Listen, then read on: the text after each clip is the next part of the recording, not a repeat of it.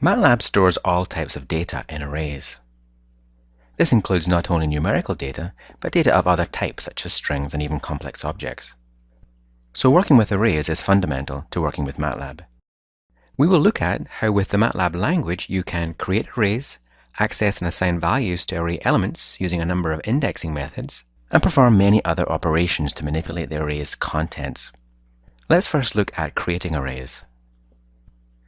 You can create an array by specifying specific values, using square brackets with commas or spaces to separate them.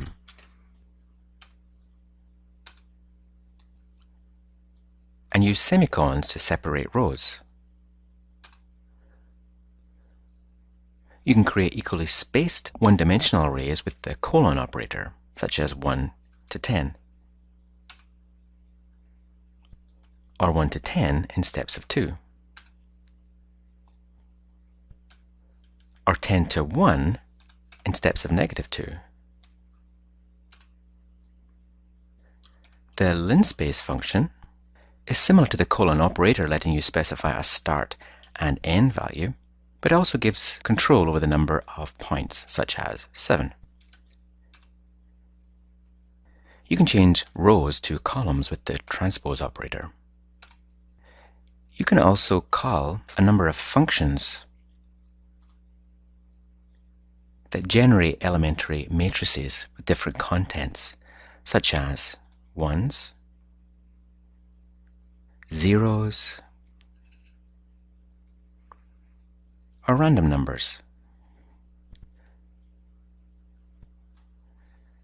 such as rand. Here we'll specify 6 rows, 4 columns. It can be more convenient to inspect the contents of an array by opening it in the variable editor.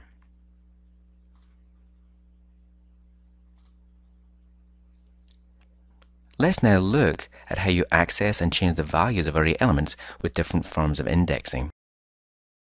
You can specify elements of an array by simple row and column indexing.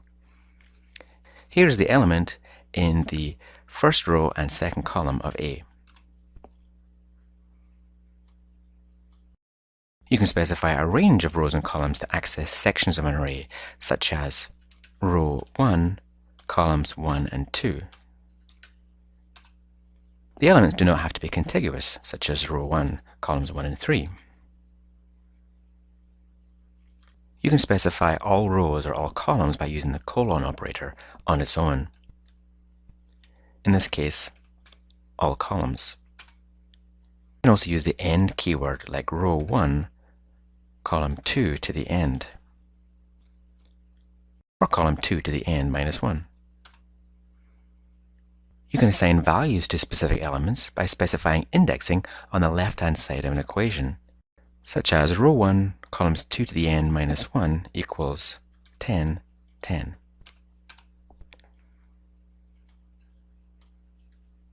You can delete one or more rows or columns of an array, such as rows 1 to 2, all the columns, by assigning it to the empty matrix, denoted by square brackets.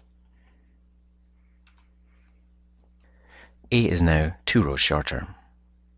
Sometimes it can be convenient to treat two-dimensional arrays such as these as a one-dimensional array, as though all the columns were stacked together into a single column, and specify a single index. This is called linear indexing.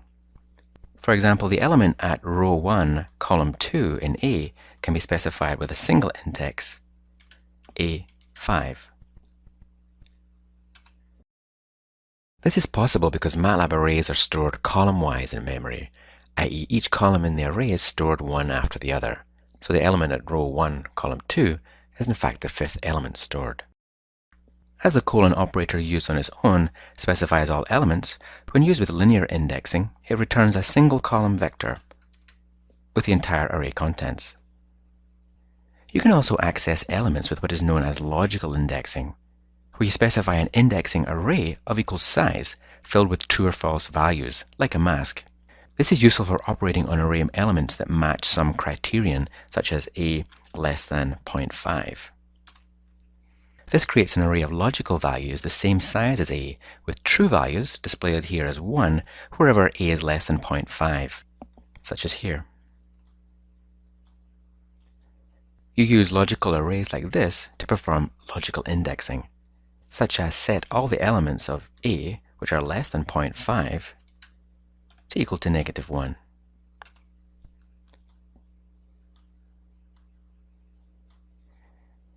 To find the actual indices of array elements that match a criterion, use the find function, which finds non-zero values together with the logical expression.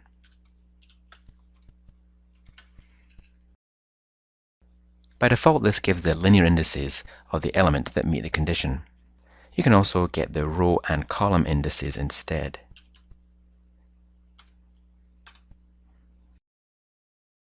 You can find out about all indexing techniques by looking in the documentation.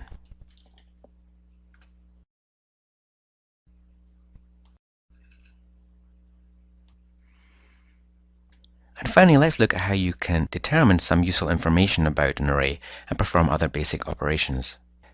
You can determine such things as if the array is empty, get the length of the array, or the longest dimension, used usually for one-dimensional arrays,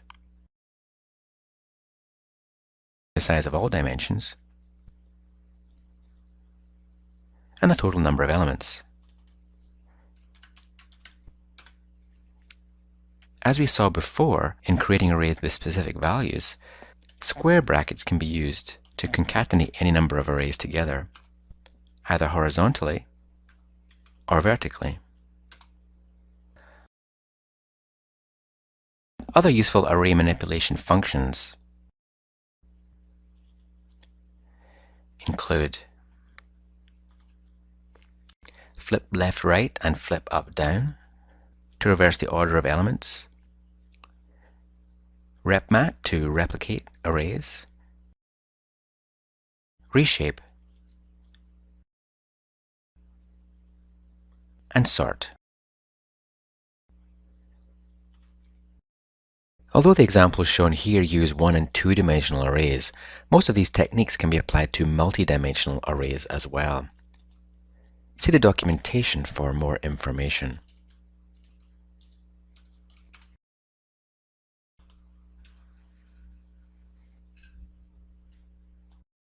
This concludes the demonstration. Try these features in MATLAB now, or watch one of the other videos.